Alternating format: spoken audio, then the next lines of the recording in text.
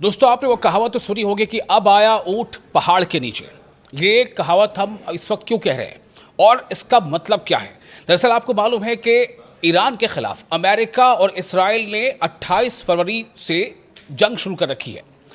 Iran ने इस जंग के बाद, यानी इस हमले के बाद, शुरुआती हमले के बाद ईरान ने जवाबी हमला शुरू किया और तब से लेकर आज तक तकरीबन आप कह रहे हैं कि एक महीना होने को है, 25 दिन हो गए, 24 दिन हो गए, 25 दिन हो गए।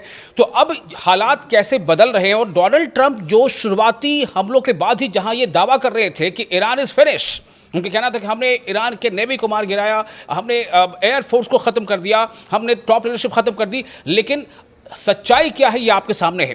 जंग लगभग अब महीने भर पहुंचने वाली है और इस वक्त तक कितनी बार डोनाल्ड ट्रंप बयान बदल चुके हैं और फिर से उनका बयान इसलिए आया है कि लोग अब ये कह रहे हैं सोशल मीडिया पर, जगह जगह पर, कि अब जो है ऊंट पहाड़ के नीचे आ गया है।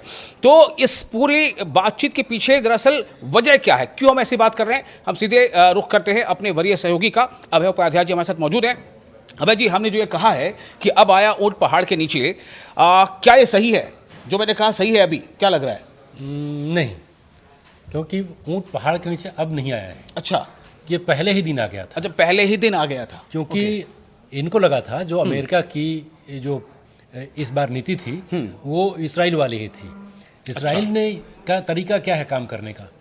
उसका तरीका ये है कि जो भी विरोधी संगठन है, जो भी विरोधी है उसकी लीडरशिप को खत्म कर दिया जाए। ठीक है। जिससे कि उसका मनोबल टूट जाए, उसका पूरा सिस्टम बिगड़ जाए, उसका ढांचा टूट जाए और वो फिर से उसके खिलाफ खड़े होने की हिमाकत नहीं कर पाए। मतलब कोई मार्गदर्शन ना मिले उसे। एग्जैक्टली उनके लोगों को। हाँ। लेकिन ये कैलकुलेशन दरअसल बहुत बड़ा मिस कैलकुलेशन था, क्योंकि हमने देखा कि ईरान की लीडरशिप ने जो वहाँ पर एडमिनिस्ट्रेशन का जो अपना ढांचा तैयार किया था उसमें किसी एक व्यक्ति का अकेला रोल नहीं था। उन्होंने एक मेश नेटवर्क तैयार किया था जिसमें कई लोग कई जगह से संचालन कर रहे थे पूरे चीज़ों का।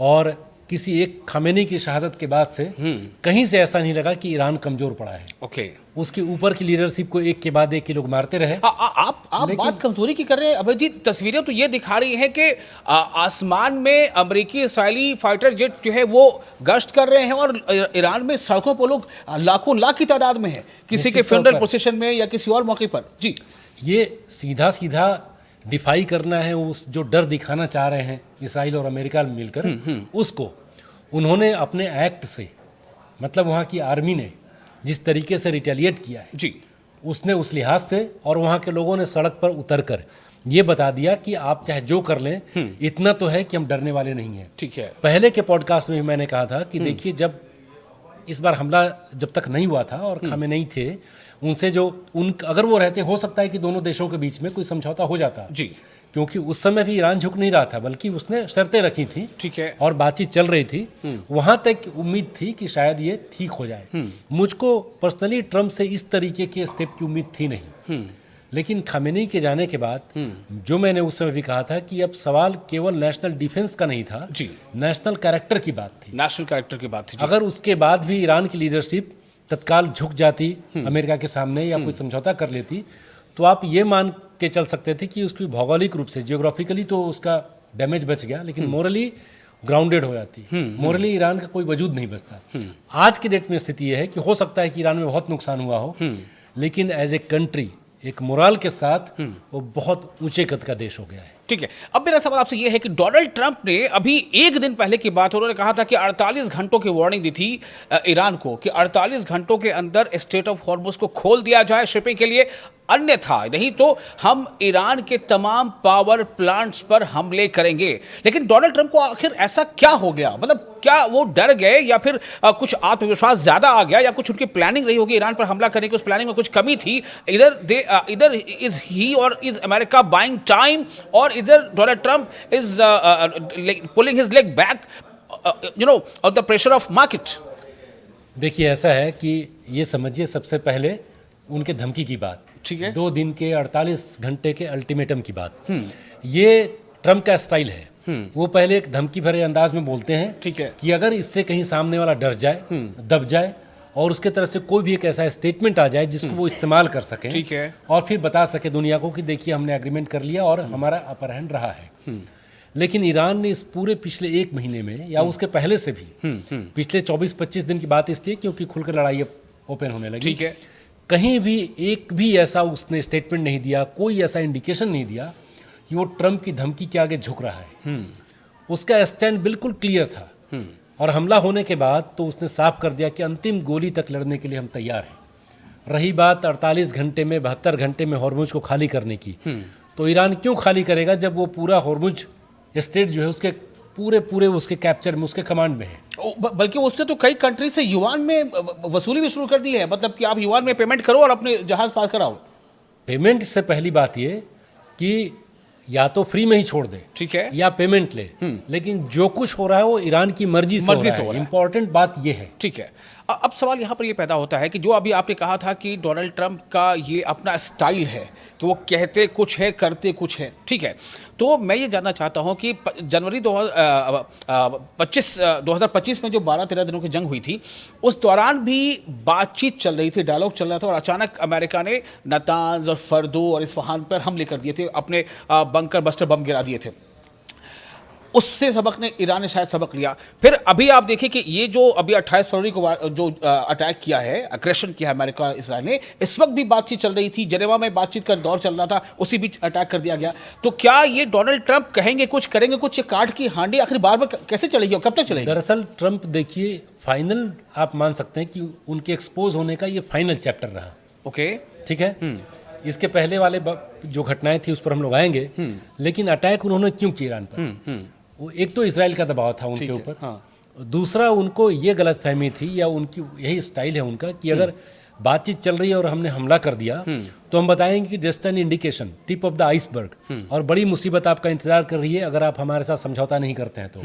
लेकिन ईरान ने टिट फॉर टैट की पॉलिसी अपनाई, ठीक है, और उन्होंने कहा कि आप हमारे जितने ऐसे एसेट्स पर हमला करेंगे, हम आपके जो पूरे गल्फ में आपके एसेट्स हैं ऐसे, उनको तबाह कर देंगे। ठीक है। और ईरान ने एग्जैक्टली वही किया, करके दिखाया, और डोनाल्ड ट्रंप बड़े आश्चर्यचकित भी रह गए। बिल्कुल, उन्होंने मतलब इसको माना कि नो वन वाज एक्सपेक्टिंग कि ऐसा करेगा, और मास्टर स्ट्रोक हॉर्मुज रहा उसका। ओके।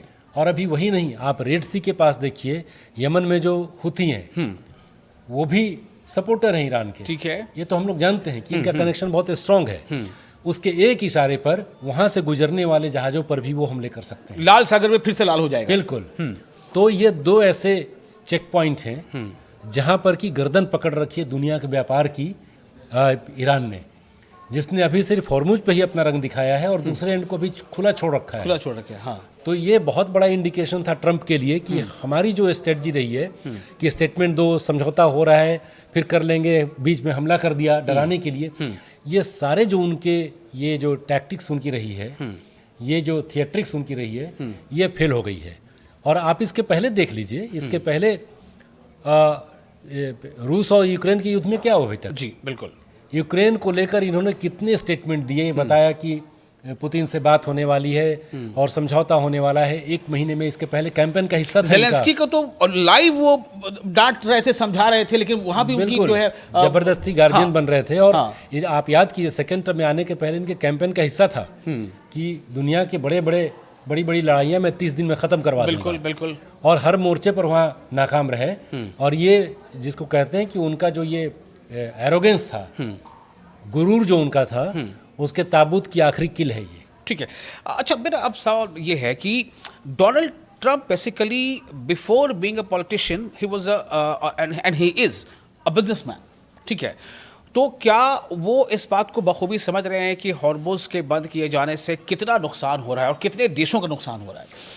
क्या ये वजह है कि वो स्टेप बैक कर रहे हैं? बिल्कुल, दो तरह के नुकसान का सामना उनको करना पड़ रहा है जी।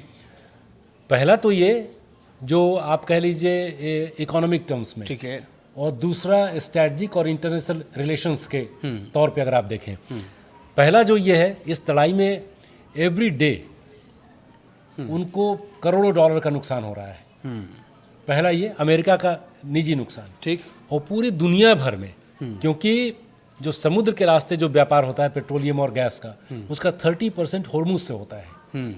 तो इस 30% के डिस्टर्ब हो जाने से आप देखिए पूरी दुनिया की अर्थव्यवस्था हिली हुई है। ठीक है। और इम्पैक्ट इसका तो अभी आने वाले वक्त में पता चलेगा। एक इम्पैक्ट तो मैं सॉरी आपको रोक रहा हूँ कि जैसे ही जो 48 घंटे की वार्निंग थी और उसके बाद जब डोनाल्ड ट्रंप का ये स्टेटमेंट आया कि हमने पावर प्लांट पर हमला करने के प्लान को 5 दिनों के लिए टाल दिया है, भले उसका कारण वो जो भी बता रहे हों, अब उस बाद में चर्चा करेंगे, लेकिन उसका असर ये दिखा है, कुछ रिपोर्ट्स हमने अभी देखी कि नैस्डैक और दूसरे जो ऐसे मंच हैं जहाँ से आर्थिक ढलान या चढ़ान का अंदाजा मिलता है, उसमें 2 से 3% के आसपास फर्क पड़ गया है और बिजनेस जो है उछाल आ गया उसमें। साथ ही जो अंतर्राष्ट्रीय जो कीमत है कच्चे तेल की उसमें 10% कमी आ गई है। तो क्या मुझे मेरा सवाल अब यह है कि क्या इस प्रभाव को देखते हुए क्या डोनाल्ड ट्रंप पर फिर आगे 5 दिनों के बाद फिर से हमला करने का कोई स्टैंड लेना काफी मुश्किल बना होगा, क्योंकि आप जितने भी आर्थिक जो प्लेटफॉर्म वो दबाव बनाएंगे कि आप अब ऐसा कुछ कदम मत उठाइए। ये जो आप बता रहे हैं जो नैस्डैक में उछाल आया है या क्रूड के प्राइस में जो कमी आई है जी,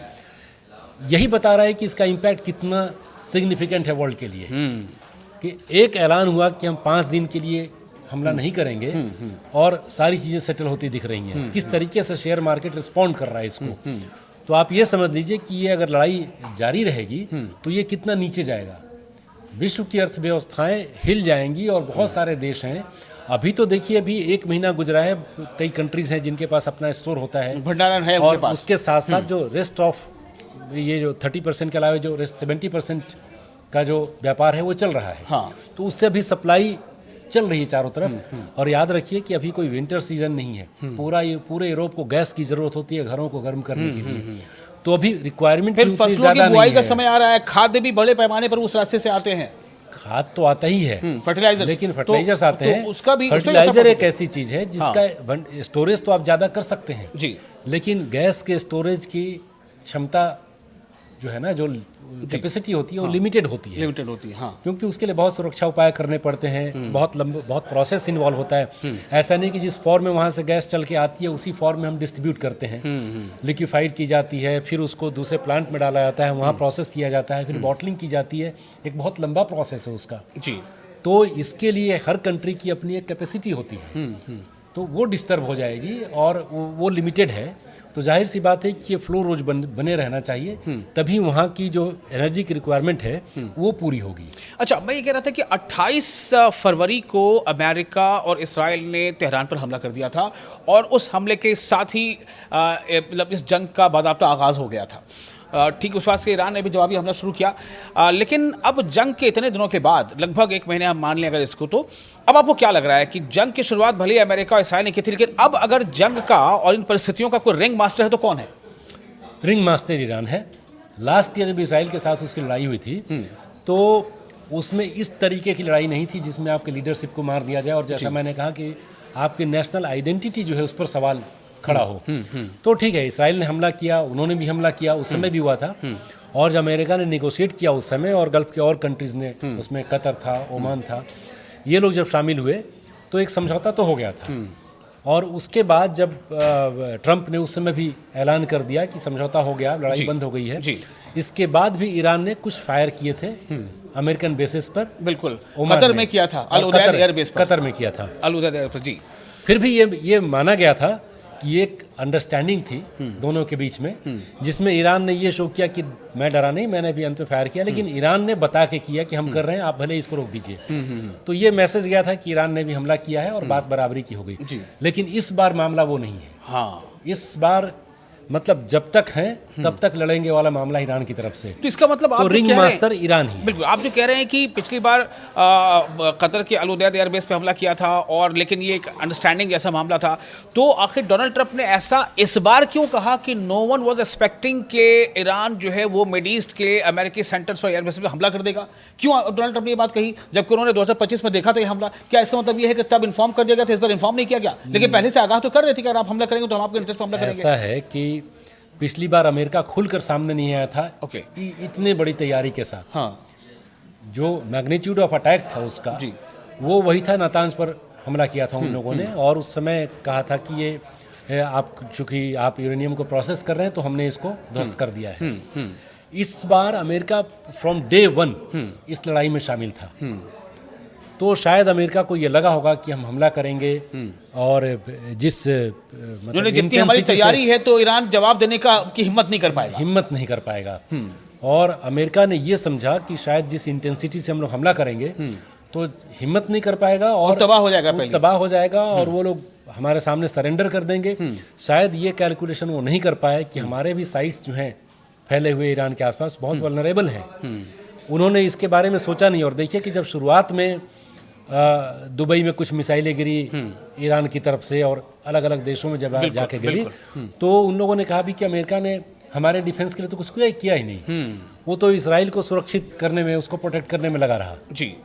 तो ये ऐसा नहीं कि अमेरिका ने इनको छोड़ कर रखा था, अमेरिका ने सोचा नहीं था कि ये ईरान की तरफ से ऐसा बदला होगा, ऐसा रिटेलिएशन होगा। ठीक है, अब जो ताज़ा परिस्थिति है, डोनाल्ड ट्रंप अपने सोशल मीडिया प्लेटफॉर्म ट्रुथ पर खुद ये बात लिख रहे हैं कि 2 दिनों से ईरान से बात हो रही है और बातचीत चूंकि चल रही है इसलिए मैं 5 दिनों के लिए इसको टाल रहा हूं और ईरान के सम्मानित नेता से बात हो रही है और ईरान ने न्यूक्लियर बॉम्ब नहीं बनाने का वादा कर लिया है। मतलब ये सब चीज़ें क्या हैं, कौन है, किससे बात हो रही है? और ईरान के जो सोर्सेज है मैं पढ़ रहा था उसमें तो जितनी भी एजेंसीज है जो ईरान की ऑफिशियल एजेंसीज है, तस्नीम या दीगर, उनमें कहीं ऐसी कोई बात नहीं कि ईरान के किसी नेता ने, जिनको बाइडेन हम जानते हैं, उन्होंने कोई बात की है। बल्कि इस मामले के तो बहुत हद तक इस मामले को देख रहे थे अली लारीजानी, वो भी अब नहीं रहे। तो who is talking to America and Donald Trump? देखिए, सबसे तो पहले कि ईरान की तरफ से सीधे सीधे इन बातों को नकार दिया गया। उन्होंने तो कह दिया, वो कहते रहे कि हम बातचीत करेंगे ही नहीं, तो बातचीत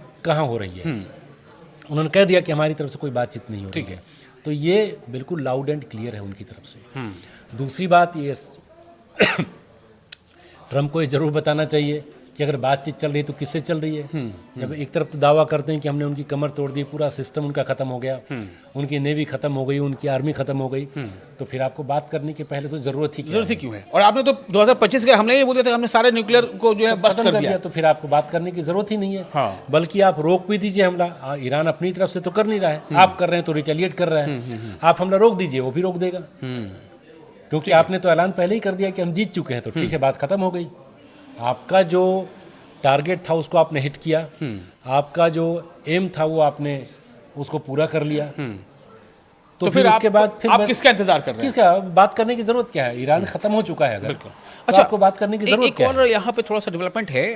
जंग के शुरू होने से पहले से भी और दौरान जंग भी ये बातचीत होती रही कि ईरान को कहीं ना कहीं चाइना का और रशिया का साथ मिल रहा है, लेकिन कोई भी चाइना या रशिया के किसी बड़े लीडर का, मतलब अगर हम कह लें कि स्टेट हेड का ओपनली कोई ऐसा स्टेटमेंट नहीं आया था। फिर बाद में विदेश मंत्रालय के प्रवक्ताओं के जरिए कुछ बयान आने लगे। और लेकिन अभी ताज़ा मामला यह है कि जो नौरोज़ का भी फेस्टिवल मनाया गया ईरान में, तो उस नौरोज़ के फेस्टिवल मनाए जाने के हवाले से पुतिन ने बात की है पेजेश्कियान से, ईरान के सदर हैं, और बताता ये कहा है कि ईरान के साथ हमारी दोस्ती है और हम ईरान और ईरान के अवाम के साथ इस मुसीबत के समय में हम डट कर खड़े हैं, साथ खड़े हैं। इसको कैसे देखा जा रहा है? ये भी एक दिन पहले की बात है। ये तो देखिए, ये तो ओपन एंड शट केस है, जिसमें कि आपको पहले से पता है कि चीन और रूस दोनों अमेरिका के खिलाफ है। अमेरिका के खिलाफ होना अलग बात है, लेकिन क्या ईरान के साथ है? मैं बता रहा हूँ। दूसरी बात ये, चीन की अपने मतलब उसके लक्ष्य हैं और गोल्स हैं, उसको लेकर ईरान के साथ उसके व्यापारिक संबंध पहले से और उस संबंध को मजबूत करता रहा है। और जो आपने कहा कि अगर रूस और चीन अमेरिका के विरोधी हैं तो ईरान से उसका सपोर्ट करने का बेस क्या है? ये तो सीधा इक्वेशन है ना कि दुश्मन का दुश्मन दोस्त होता है। तो वैसी स्थिति नहीं है, क्योंकि सिर्फ दुश्मन का दुश्मन ही नहीं है वो। पहले से भी इनके संबंध रहे हैं अच्छे, व्यापारिक हित है चीन और ईरान के। और फिर ईरान ने काफी मदद भी की अपने ड्रोन से रशिया को, यूक्रेन से वॉर के दरमियान। निश्चित तौर पर तो इन तीनों का जो इंटरनेशनल रिलेशंस है बहुत कॉर्डियल है, तो उसके साथ साथ खड़ा होना ही था। और आप देखिए कि जब सीनियर खामेनी की मौत हो गई, उसके बाद जब उनके बेटे को वहाँ का सदर घोषित किया गया, मतलब कहा गया कि वही स्पिरिचुअल लीडर, रूहानी लीडर, जो सुप्रीम लीडर वही होंगे। फिर तो उसमें चाइना की तरफ से ठीक है कि शी जिनपिंग ने स्टेटमेंट नहीं दिया था, लेकिन चीन से संदेश तो आया ही था, स्टेटमेंट आया था वहाँ पर। बिल्कुल आया था। तो उसमें कहा गया था कि हम पूरी तरीके से आपके साथ हैं। तो ये सपोर्ट तो रहा ही है ईरान के साथ। इसमें कोई ऐसा नहीं है कि हमने कुछ सवाल आपसे और ये करना चाहूँगा कि ठीक है कि ईरान जो है झुक नहीं रहा है, डट कर मुकाबला कर रहा है और कह रहा है कि हम हर हमले का नपातुला जवाब देंगे और उतना ही देंगे, उसी इंटेंसिटी के साथ देंगे। इसका मतलब दो तीन होता है कि हम उससे कम नहीं देंगे, उससे ज़्यादा भी नहीं देंगे। देखिए कुछ ऐसी चीज़ें हुई हैं जैसे अमेरिका और इसराइल के हमले में ईरान के मेनाब शहर में एक बच्चियों के स्कूल पर हमला हो जाता है, 170 से ज़्यादा बच्चियों और टीचर्स जो मारे जाते हैं, लेकिन उसके जवाब में ईरान की तरफ से किसी स्कूल पर हमला नहीं किया गया। ये बाकायदा सदर पेजेश्कियान ने अपने ट्वीट में भी लिखा है इस बात को। और कई अस्पतालों पर हमले हुए हैं ईरान में। ईरान ने कहा कि हमने अस्पतालों पर हमले नहीं किए अब तक। तो मेरा कहना मतलब यह है कि एक तो जंग लड़ी जा रही है, खुद का डिफेंस किया जा रहा है, लेकिन मोरालिटी को कहीं ना कहीं ईरान अपने अपर हैंड में लेके चल रहा है। हाँ, उसने साफ कर दिया इस चीज़ को। और बेसिकली इस तरीके की स्ट्रेटजी तब अपनाई जाती है जब वहाँ, मुझको लगता है कि जैसे इसराइल की स्ट्रेटजी में शामिल रहा है कि वहाँ की लीडरशिप को मार देना, ऐसी जगहों पर हमले करना कि वहाँ की आवाम कहने लगे कि देखिए आप लोगों का हमारे इस लीडरशिप की वजह से बच्चे मारे जा रहे हैं और मासूम तो आप लोग जंग मारे जा बंद रहे कीजिए हैं। और मतलब एग्जैक्टली। हाँ। तो ये प्रेशर टैक्टिक्स वहाँ पे काम नहीं आई। नहीं आई काम। नंबर एक, लोग आ गए सपोर्ट में। दूसरी बात ये कि उसी फॉर्म में उससे ज़्यादा इंटेंसिटी से ईरान ने हमला किया, लेकिन ऐसे एस्टेब्लिशमेंट को निशाना नहीं बनाया उसने। बिल्कुल, जो सीधे सीधे कॉमन पब्लिक से जुड़ी चीजें हैं उनको निशाना नहीं बनाया। अच्छा, अभी देखिए इसराइल की सिक्योरिटी का जितना मतलब उसकी कसीदा खानी होती थी कि आयरन डोम और ये और वो और पता नहीं आयरन और पीतल और तांबा जो भी हो, लेकिन आप ये देखिए कि अभी डिमोना जो उसका सेंटर है, न्यूक्लियर प्लांट है, वहाँ पर भी हमले हुए हैं, डिमोना और अराड में। और उनमें जो रिपोर्ट्स आ रही हैं खुद इजरायली एजेंसी की तरफ से, उसमें आ रही है कि 200 के आसपास लोग जख्मी हुए हैं। तो इसे कैसे देखा जाए? ईरान ने हमला कर दिया, इसराइल को इस बात का अंदेशा तो रहा ही होगा कि यहाँ पर इसको टारगेट बनाया जा सकता है, फिर भी यह हमला हो गया। साइंस और टेक्नोलॉजी जो है ना, ये दुनिया में सबसे बड़ा लेवलर है हर फील्ड में। ठीक है, ये एक प्लेटफॉर्म पर लाकर खड़ा कर देता है। जब तक ये इन चीज़ों पर एक अधिकार था एक तरीके से अमेरिका का, तब तक आप B-2 स्टील्थ बॉम्बर और F-15, F-16, F-35 इनकी कहानियां हम लोग सुनते थे।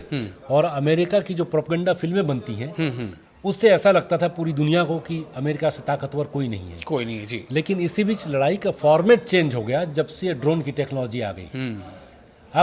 अब आपने देखा होगा कि बहरीन में एक मिसाइल गिरी है, वो इंटरसेप्ट किया था ईरान के ड्रोन को। ठीक है, और उसमें इंटरसेप्टर के तौर पे पैट्रियट मिसाइल दागनी पड़ी। ड्रोन को गिराने के लिए, इंटरसेप्ट करने के लिए पैट्रियट मिसाइल दाग दी। आज की खबर है अखबार में। तो इन्वेस्टिगेशन में पता चला कि नहीं, वो पैट्रियट का डेबरी है। अब आप इसी से समझ लीजिए कि लड़ाई का जो फॉर्म था पहले और जो फॉर्मेट था वो कितना बदल गया है। अब मजबूरन इन लोगों को, जैसा ये तो हम लोग बात ही करते आ रहे हैं कि इजराइल और अमेरिका के मिसकैलकुलेशन की हाइट है इसमें। ऐसा तो है नहीं कि इनको ड्रोन टेक्नोलॉजी के बारे में पता नहीं है, इनके पास भी है। और ये कहा जाता है कि जो ड्रोन की जो क्वालिटी इसराइल की है और अमेरिका की, दुनिया में किसी के पास नहीं है। ठीक है, अपनी जगह वो सही भी है। लेकिन ईरान के शाहिद 60 ने बहुत कमाल किया है, शाहिद 120 कई रेंज है उसकी। ज़्यादा इसलिए कि इनके साथ भी क्या हुआ कि इनकी जो ड्रोन है, हमला करने की ताकत तो इनके पास भी है जी, लेकिन जो डिफेंस मैकेनिज्म है वो ज़्यादातर मिसाइलों को रोकने की थी। ये पूरा सिस्टम इनका कंफ्यूज हो गया इस बात को लेकर कि किसको इंटरसेप्ट करें, क्योंकि कॉस्टिंग उसकी इतनी ज़्यादा है। $20,000 के ड्रोन को रोकने के लिए $2 मिलियन के मिसाइल को आपको फायर करना पड़े, तो आप सोचिए कि आपकी स्ट्रेटजी किस तरीके से मुसीबत में फंसी हुई है। अच्छा, एक सवाल और, चूंकि काफ़ी समय हो गया है, एक वक्त मतलब शुरू में हमने ये देखा कि डोनाल्ड ट्रंप ने नाटो के देशों से और उससे अलग भी, जैसे चाइना तक से भी उसने अपील कर दी कि let's come forward and help America in opening the Hormuz, right. कई देशों ने खुलकर डिनाई कर दिया। अब ये देखा गया कि जो बेंजामिन नेतन्याहू वो अब देशों से अपील कर रहे हैं, कई देशों से, कि आप देखो ईरान के पास इतनी क्षमता है और ये वो है और वो दुनिया के लिए ख़तरा बन सकता है, सो हमें ज्वाइन करें और उस ईरान से मुकाबले में। ये क्या बता रहा है? मतलब ये किस तरह की बात है? पेजेश्कियान तो ट्वीट करके कह रहे हैं ये हताशा है। ये हताशा है। अगर नेतन्याहू भी इस जगह पर आ गए हैं तो ये बताता है कि जो सोच कर ये चले थे उसका 1% भी हासिल नहीं कर पाए ये लोग। इस पूरे इलाके में जो सबसे बड़ा डर रहा है इसराइल का, वो ईरान का ही रहा है जी। और ये लड़ाई कोई आज की नहीं है। ईरान की न्यूक्लियर फैसिलिटीज़ के डेवलपमेंट को रोकने के लिए जब से इसराइल एग्जिस्टेंस में आया है उसके बाद से ही लड़ाइयाँ तो चल ही रही हैं और बाद में ये लड़ाई जो है वो सेंट्रलाइज हो गई है ईरान के न्यूक्लियर प्लांट को डेवलप न होने देने के लिए। और सबसे बड़ा दुश्मन इसराइल का ईरान ही है। बाकी सबके साथ अमेरिका की वजह से एक अंडरस्टैंडिंग है इसराइल की। जी। इसी वजह से अभी तक की लड़ाइयों में वो फिलिस्तीन का मसला हो, गाज़ा पट्टी पर हमले का मामला हो, जी, अभी तक वो उसका ये काम चलता रहा है। जी। लेकिन अब मुश्किल ये हो गई है, इसीलिए आपने देखा होगा कि इधर लड़ाई चल रही है ईरान के साथ, लेबनान में भी हमले हो रहे हैं इसराइल के। बिल्कुल हो रहे हैं। वो चाह रहा है कि ये जो एक्सिस ऑफ रेसिस्टेंस है जी, इसको तोड़ दिया जाए, तो उस स्ट्रेटजी से भी ईरान थोड़ा कमज़ोर पड़ेगा और ईरान को दबाने में मदद मिलेगी। ठीक है। लेकिन ईरान ने इतनी ताकत दिखा दी कि अब मजबूरन नेतन्याहू को इस अपील पर आना पड़ा कि अब लोग सपोर्ट करें कि हम, अब उनका ये तरीका है कि देखिए हमने तो पहले ही कहा था कि ईरान के पास इतनी सारी चीज़ें हैं, तो ये टेररिस्ट स्टेट है और इसके खिलाफ दुनिया को सामने आना चाहिए।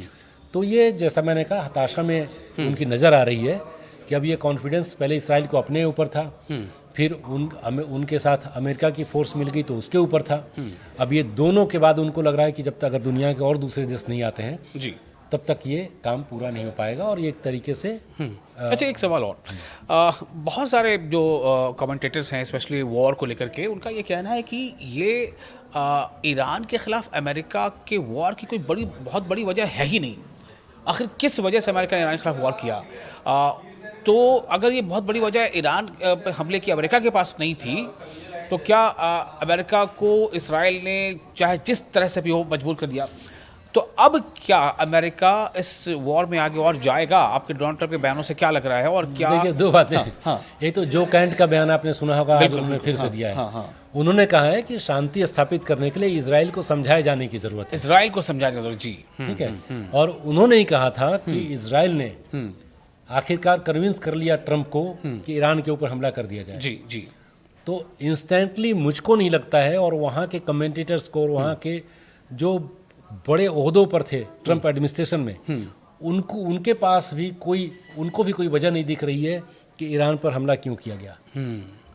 ये इसराइल ने मिसलीड कर लिया अमेरिका को, और उसके दबाव में आके, या कहीं कि उसकी स्ट्रेटजी में फंस के, उसके ट्रैप में फंस के ट्रंप ने कई फाइल का भी जिक्र होता रहता है। इसीलिए देखिए इससे पहले आप देखेंगे कि अमेरिका फर्स्ट की नीति वहाँ कही जाती है कि डेमोक्रेट्स आए या रिपब्लिकन्स आए, लेकिन बात अमेरिका के हित की होती है। इस बार सिर्फ यही नहीं कहा जा रहा, ये भी नहीं कहा जा रहा कि रिपब्लिकन्स की लड़ाई, ये लोग कह रहे हैं कि अब ट्रंप की लड़ाई चल रही है ईरान के साथ। ओके। तो इसी से आप समझ सकते हैं कि अमेरिका के पास क्या वजह रही होगी। मतलब ट्रंप कहीं ना कहीं तनहा पड़ गए हैं, आइसोलेटेड हो गए हैं वो इस पूरे मामले में। जिस तरह से ईरान में एक नेशनल कैरेक्टर दिख रहा है, वैसे अमेरिका में ये कैरेक्टर नहीं दिखाई दे रहा है कि ठीक है आप ईरान पर अटैक कर रहे हो तो पूरे नेशन आपके पीछे खड़ा है। ये चीज़ ईरान में लैकिंग है, अमेरिका में लैकिंग है, जबकि ईरान में 10 दिन पहले एक सर्वे आया था जिसमें 59% लोग जो थे उनको पता ही नहीं था कि आखिर अमेरिका ने हमला क्यों किया है ईरान के ऊपर। 59% लोगों को नहीं पता था कि हमला क्यों हो रहा है वहाँ पर। ठीक है, तो ये स्थिति है। और डोनाल्ड ट्रंप का बयान जिस तरह से बदल रहा है, सुबह कुछ, शाम में कुछ, आजकल कल कुछ, तो इन सब बयानों के बीच लेकिन ईरान जो है वो बहुत ही निडरता के साथ और बहुत ही कंसिस्टेंट है वो अपने स्टैंड पर। और ईरान ने, अच्छा मैं आपसे बस एक ये पूछ लेना चाहता हूँ कि आपने अभी बीच में उसका जिक्र किया था कि 3 पॉइंट एजेंडा है ईरान का, कि अब अगर जंग थम सकती है, रुक सकती है, तो ये 3 चीज़ें फुलफिल करनी होंगी, तो we are ready to stop. वो 3 चीज़ें क्या थी, आप बार बार बताते रहते हैं। उसमें तो एकदम क्लियर था उसका कि इसमें समझौते की बात नहीं। अभी आप एक बात ध्यान रखिएगा, ईरान ने समझौते के लिए नहीं बोला था ये। उसने कहा था कि लड़ाई बंद हो जाएगी, उसके लिए 3 शर्तें हैं मेरी। मतलब युद्ध विराम ईरान नहीं चाहते, ईरान का कहना है हम युद्ध विराम नहीं चाहते, हम युद्ध का अंत चाहते हैं। अंत चाहते हैं, लेकिन ये रुक सकता है, ये लड़ाई रुक सकती है अगर आप ये हमारी 3 शर्तें मान लीजिए। जी, जी।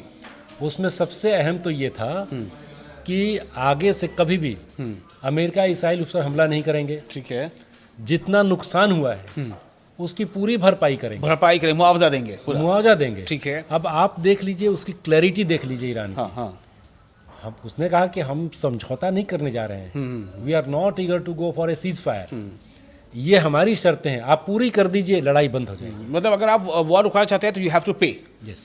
और एक और इम्पॉर्टेंट पॉइंट था कि जितने भी सैंक्शंस अब तक हैं ईरान पर वो खत्म होंगे। वो तो खैर वो एक ऐसा प्री कंडीशन है जिसमें मैं मानता हूँ कि जो ये ईरान ने जो बात कही है पूरा मुआवजा देने की, वो सबसे इम्पोर्टेंट है। ये सबसे इंपॉर्टेंट है।